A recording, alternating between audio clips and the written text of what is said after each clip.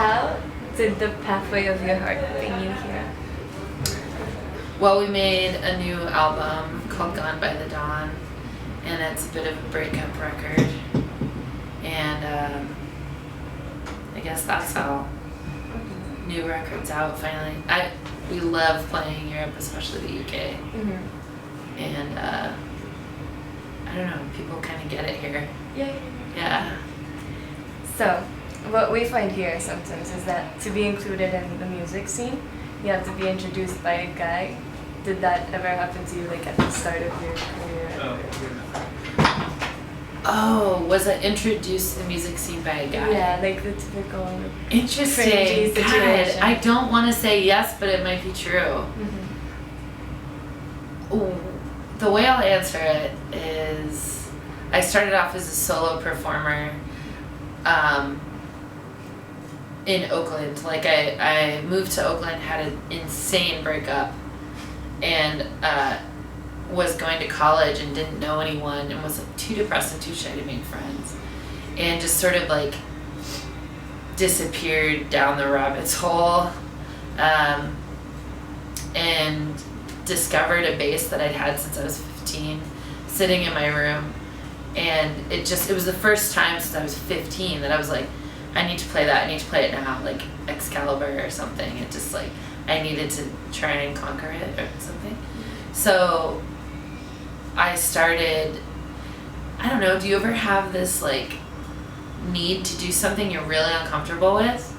So I couldn't play and I didn't know that I could sing, but I just like had this driving force, like constantly persuading me and whispering in my ear that I need to do it. So I started performing by myself and did open mic nights and things like that. It was really hard because I'm pretty shy and anxious sometimes, like right now. And so I would just play, and Shannon The Clams, the name of the band, was a bit of a joke because who are the clams if I'm playing by myself, you know? But then I got the band. You asked me if a male introduced me to music. No, to a scene. Not to a scene. Like to the scene. Probably. I think Justin from No Bunny is definitely like a person who introduced me to, well, first of all, he taught me a lot about bands that I didn't know, and I grew up like in the middle of nowhere, like in the country. It's actually a really well-known city, but we had zero scene there. And I just knew oldies on the radio and like rock and punk that was on the like shittiest radio station you could ever find, and read Rolling Stone magazine and Radar and Metal Hammer and all the like really crappy metal magazines. Yeah. Just because we were so starved for music. Anyway, so when I moved to Oakland, there's this whole garage rock scene. I'd never even heard of garage rock before in my life. I just knew like the Nuggets compilation, and then I knew a lot about like 60s psychedelic music and oldies and girl groups and stuff. Yeah. So I guess I became really good friends with No Bunny years ago, like when we were both kind of starting out. Well, he'd already been playing for a few years in Arizona, but he just moved to Oakland. Anyway, so I guess him in a way. He just like... Do you think it happens like quite a lot that way because they have like... guys have easier access to it, or no? It's possible. Yeah. I mean, I don't know, because there really is a really great, the punk scene in Oakland is so diverse.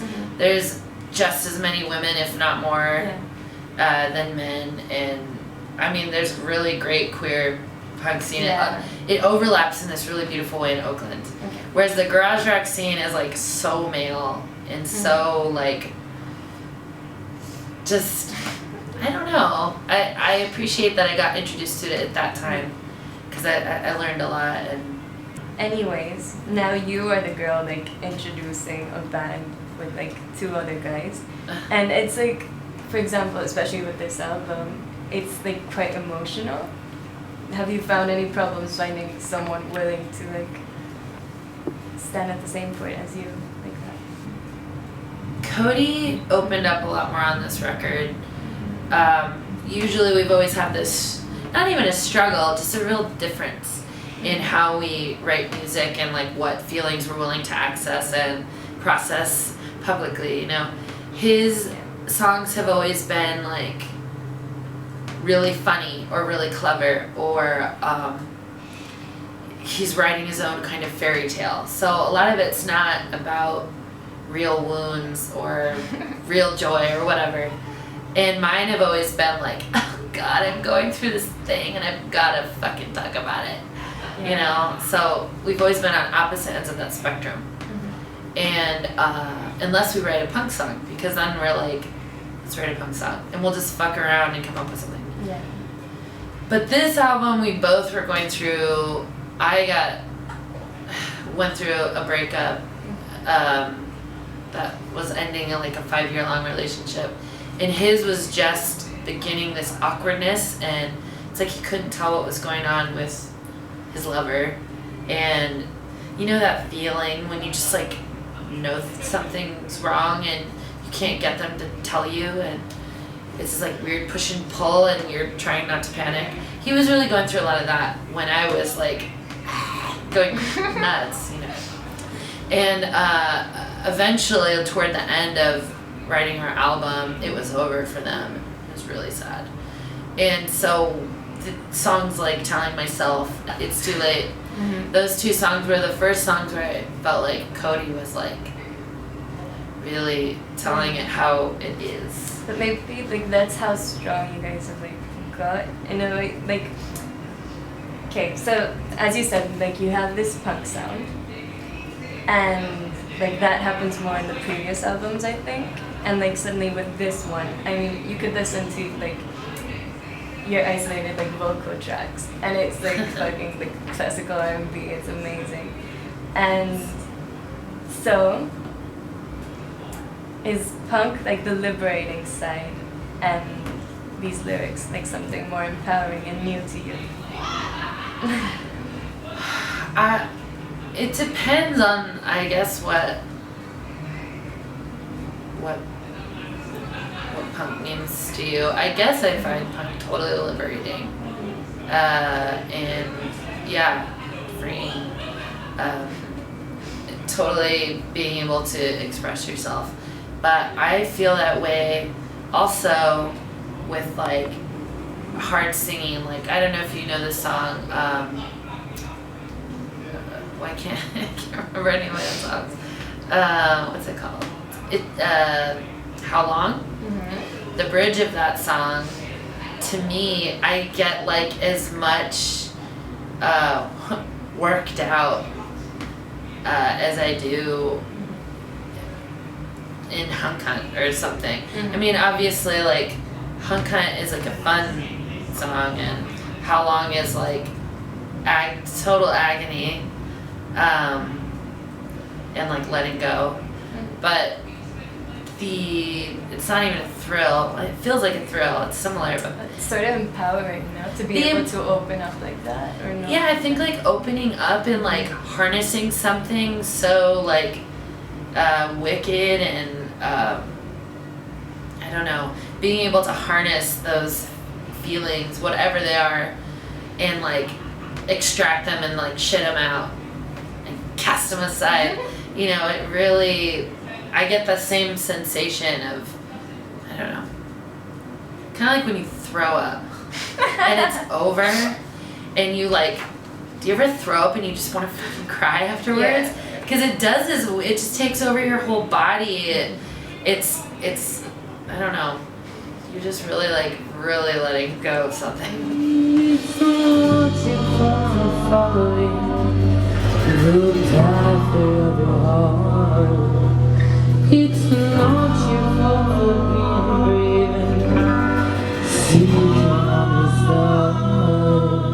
So do you think good songs come from trouble? Oh yeah. I think if you're being honest with yourself and you're not being afraid, you know, yeah. And creativity is like your way of letting go and healing, maybe? Or... Absolutely. I don't know where I would be in life if I was not creative. I mean, hopefully I would just find like another outlet. Maybe I would be some kind of wild scientist or something. But like, I'm so glad I have painting skills and get to play music. I feel very lucky that this has happened. So, as we sort of said, like both punk and the R&B vibes have a certain rawness to them. I find this is like complete truthfulness, like being truthful to yourself. So my question is, how did you get the guts? I think that's a good question because most of the time when I go on stage, I'm like really scared and don't know what I'm doing and can't stop thinking. Just can't stop thinking. I guess I got the guts. I don't know. It's like desperation or something. I feel like if I don't do it, something worse is gonna happen than if I do it. Yeah. Or I like can't wait to have that release again. So I don't know. It's definitely a way of coping. Yeah. It's definitely a way of. I think songwriting is a way of examining your insides, or depending on what kind of, if I was a political songwriter, that would be different. But I feel like a lot of time I just can't help but write about what's going on here. I think it's a way of examining yourself in kind of a neutral way, like taking it out, putting it down, looking at it, figuring it out, and then problem solving. Yeah, definitely. So apart from this like complete truthfulness, you do create like an onstage persona. I've heard you had like these alter egos when you play around like with videos and so on, and with hunks. Yeah. So next question is, like, does role play help you exaggerate like your true self, or is it just a way to overcome shyness, or is it just playful? I mean, yeah, all of the above, all of it. Yeah, I think it's some escapism, definitely tapping into different facets of my mind and personality. It can overcome shyness too.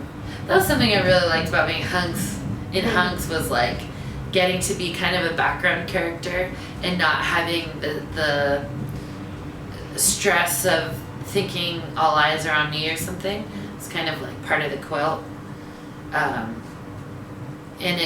felt like I could go way crazier on stage, or like headbang way harder, dress more insane or whatever. Right. Okay, so last question. I think that like the reason, for example, we admire you the most is that you become like complete author of everything you do. Like apart from music, like those personas, like your art, your videos. Is this what enables you to be like completely authentic? Oh, that makes me feel so good. No one ever says shit like that. That's cool. That's very empowering to hear from someone else. What was the last part of that? Like, does being complete author like enable you to be authentic? Be complete author of what you do? I think so. I mean, yeah. I don't know how it couldn't be. It gets like more and more pure the more I have my hands in it. I mean, I like hate letting go of control over certain things. Not that I'm a controlling person, but like we're at the stage in our career or whatever's going on where a booker could book a show or a full tour and we might not need to know anything about it. But I want to know what the fuck is going on. Like, I want to help pick the opening bands. I want to curate a night.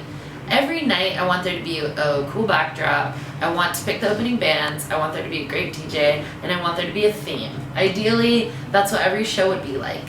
But you work with promoters, have their own idea, and I don't really have any control over what they're doing. But I try and get my hands in everything because it's very important to me that I don't know, that nothing gets lost. Or like this band that's opening, the Creeping Ivies, I had never heard of them or anything, but the singer wrote to me, and I mean, of course I wrote back. I think a lot of people don't interact very much with I don't know, with fans or anything, but I'm so glad that she wrote to me and I wrote her back and I listened to her music because it's so great. I don't know if I'm answering any of your questions, but you did. I definitely like to have a hand in everything and make sure that I'm always a part of it. And, you know, I think that's very important, to not ever get too far away from something you're putting your name on. Yeah. So thank you so much. Oh, you're welcome. The I hope tour is I amazing. Give you guys some good. Oh,